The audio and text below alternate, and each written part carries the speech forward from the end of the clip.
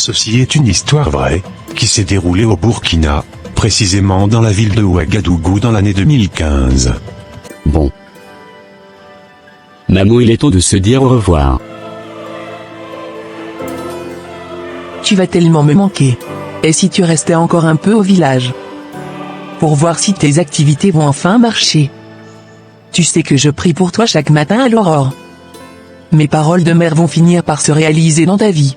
Non maman. Il est temps que j'aille trouver quelque chose à faire en ville. Pour pouvoir t'aider financièrement. C'est donc ta décision finale? Que Dieu te bénisse dans ta quête. Bon voyage mon fils.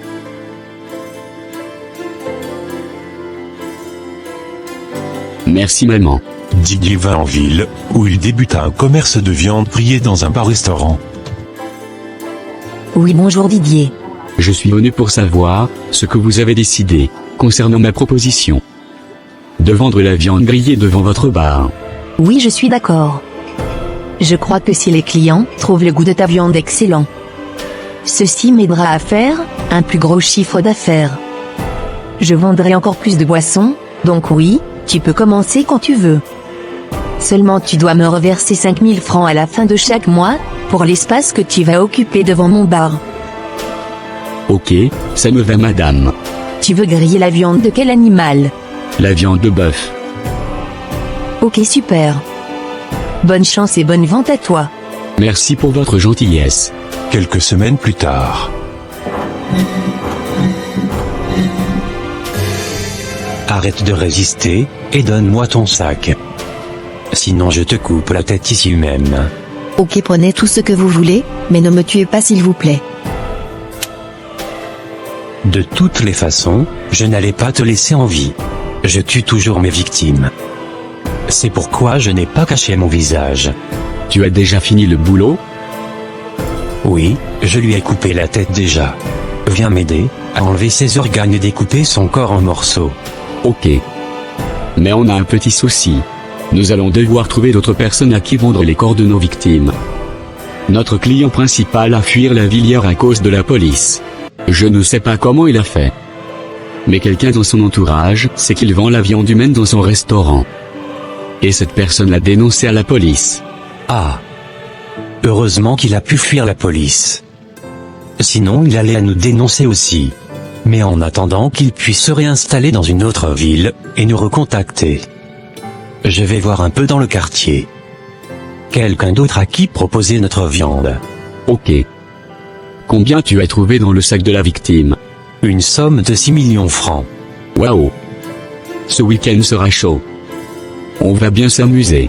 J'ai déjà repéré une autre fille qu'on va attaquer bientôt. D'après mes informations, elle doit aller retirer une grosse somme d'argent ce mardi, à la banque économe. Super.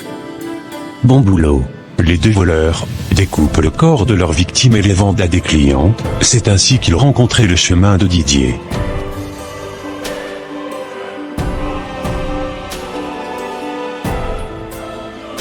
Amy.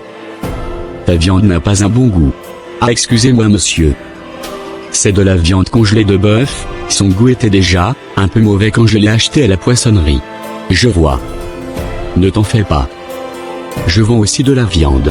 Mais moi ma viande est fraîche et surtout, tous les clients vont tellement adorer son goût, que d'ici quelques mois, tu pourras toi-même construire ton restaurant. Ah vraiment? Je suis vraiment intéressé. Ok. Allons dans ma voiture au dehors. Je vais t'expliquer le business. Bon, c'est très simple. Dès que je reçois ma viande, je te fais signe. Et tu viens immédiatement le prendre. Je vais déjà les découper en morceaux avant de te les remettre. Tu dois les cuire avant de les griller. Et dans les épices à ajouter, il faut nécessairement ajouter une poudre spéciale que je vais te remettre. Cette poudre va te permettre de donner un meilleur goût à la viande. Mais également tu auras plus de clients. Et surtout la viande ne doit pas rester là sur plusieurs jours. Sinon ça pourrait pourrir et sentir très très mauvais. Et ne t'inquiète pas. Je vais te le vendre à un prix très abordable. Merci beaucoup monsieur. Oui, je suis d'accord pour travailler avec vous. C'est la viande de quel animal? La viande de gibier. Mais il faut continuer à dire à tes clients que c'est la viande de bœuf pour éviter les commentaires. Ok, ça marche. Didier commença alors à vendre la viande humaine grillée. Sa viande était énormément appréciée au point où il devint riche. J'aime trop la viande de ce monsieur. C'est très bien épicé. Ma petite sœur vient acheter ça chaque jour. Moi aussi, j'aime trop ça. C'est le meilleur de toute la ville. J'ai vraiment énormément de chance. À peine 1 an ici en ville et j'ai déjà acheté une voiture. Moi qui étais là à galérer au village. J'ai vraiment beaucoup de chance d'avoir rencontré ce monsieur. Je dois vite aller prendre ma viande d'aujourd'hui chez lui. Ce jour-là, Didier découvrit que en réalité, c'était la viande humaine que ses fournisseurs lui vendaient. Didier m'a appelé, il est en chemin pour venir récupérer la viande. Le travail est déjà fini. J'ai déjà découpé quelques membres de la fille, mais je n'ai pas fini. Fais-le attendre encore un peu, sinon il va tout découvrir. Qu'est-ce que je viens d'entendre? Dis-moi la vérité. Vous me vendez la viande humaine? Oui ou non? Déjà change de ton. Je ne permets à personne de me crier dessus. Oui. C'est le corps de nos victimes que nous te vendons. Quelle victime? Nous sommes des voleurs professionnels. Nous volons puis nous tuons nos victimes, et ensuite nous vendons leur corps, ainsi nous faisons disparaître tout type de preuves. Au lieu d'abandonner les corps, nous les vendons pour avoir encore plus de bénéfices. Ainsi nous faisons d'une pierre, deux coups. L'esprit des victimes ne vous poursuivent pas? Non. Nous avons un savon de purification avec lequel nous nous lavons après chaque meurtre. Ah ok. Et moi alors, les esprits des morts ne vont pas me poursuivre? Non. Ne t'inquiète pas, nous les maîtrisons déjà ici, avant de te les vendre. Ok super. Je vais continuer mon commerce tranquillement. Je vais attendre dans la voiture que vous finissiez la découpe. Super mon gars. Tu es intelligent. Continue comme ça, et tu seras aussi riche que moi. Je suis vraiment fier de toi. Tu es un vrai travailleur. J'aimerais te faire une proposition. Merci madame. Je vous écoute. J'aimerais te céder tout le restaurant, je pense que tu as assez d'argent pour le racheter.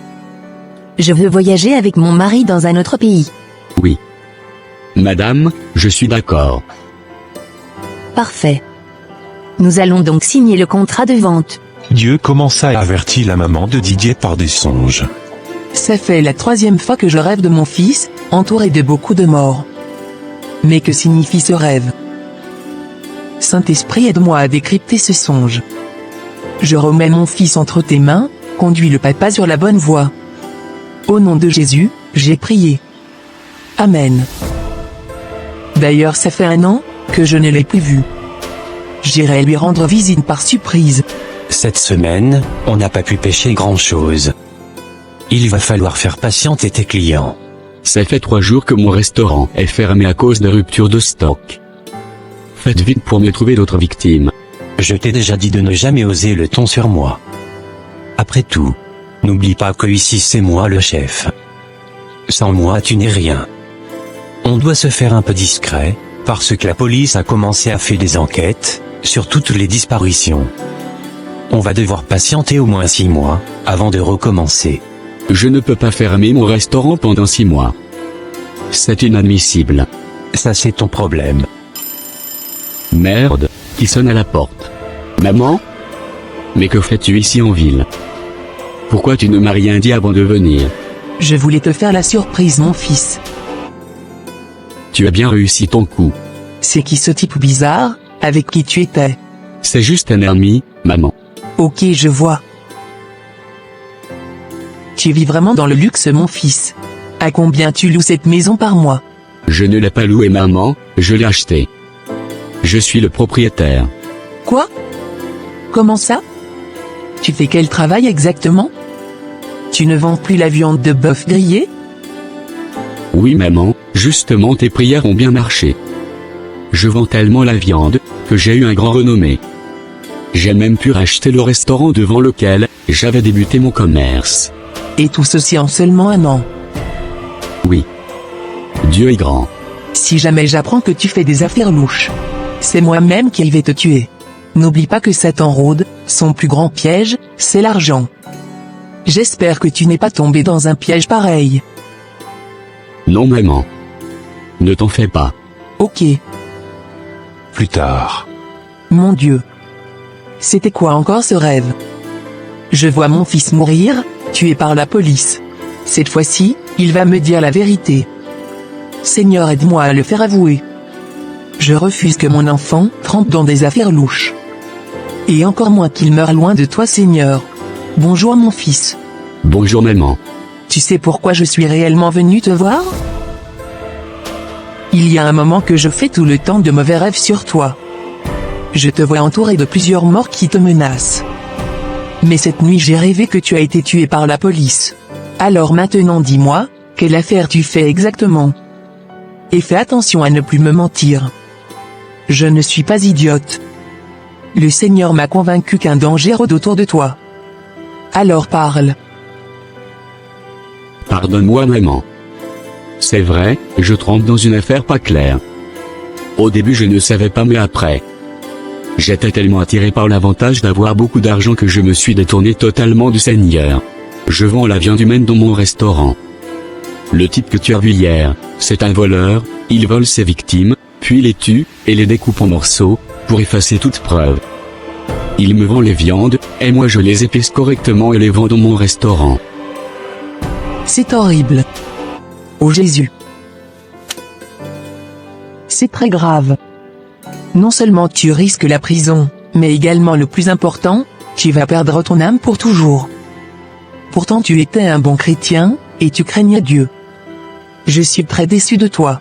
Combien coûte ton âme? Une maison et des voitures? Dieu a estimé ton prix à la valeur de la vie de son propre fils. Et toi tu te laisses manipuler à cause de l'argent? Cet argent tu vas mourir, et tout laisser ici, et les démons vont te torturer. Tout est vanité mon fils. Allez prends tes affaires. On retourne immédiatement au village. Tu vas devoir prendre un temps pour te retrouver avec le Seigneur. Et ma maison? Ma voiture? Mon restaurant? Je vais les laisser à qui? Ces choses ne t'appartiennent pas. Tu les as gagnées au prix du sang d'autrui. Tu vas tout recommencer de zéro. D'accord maman, c'est vrai, tu as raison. Seigneur Jésus. Dieu d'amour, merci de m'avoir révélé ce qui se passait dans la vie de mon fils, je prie et je remets son cœur entre tes mains, purifie-le par ton sang de toutes ces abominations qu'il a commises. Et remets-le sur le droit chemin. Au nom de Jésus j'ai prié. Amen. Didier retourna au village avec sa mère. Quelque temps après, les deux malfrats furent arrêtés et tués par la population. Voici comment le Seigneur m'a remis sur le droit chemin. J'étais prêt à perdre mon âme, à cause de la richesse de ce monde. J'adresse ce message à tous mes frères et sœurs en Christ. Quelle que soit la pauvreté, ou le blocage dans lequel vous vous trouvez, ne laissez jamais Satan vous offrir ses solutions. Tout ce qu'il veut, c'est vous manipuler et prendre votre âme. Le retour du Seigneur est proche. Acceptez Jésus comme Seigneur et Sauveur aujourd'hui, demain, sera peut-être trop tard. Merci d'avoir regardé cette vidéo, n'oubliez pas de vous abonner à la chaîne, et de liker la vidéo. Que Dieu vous bénisse. Amen.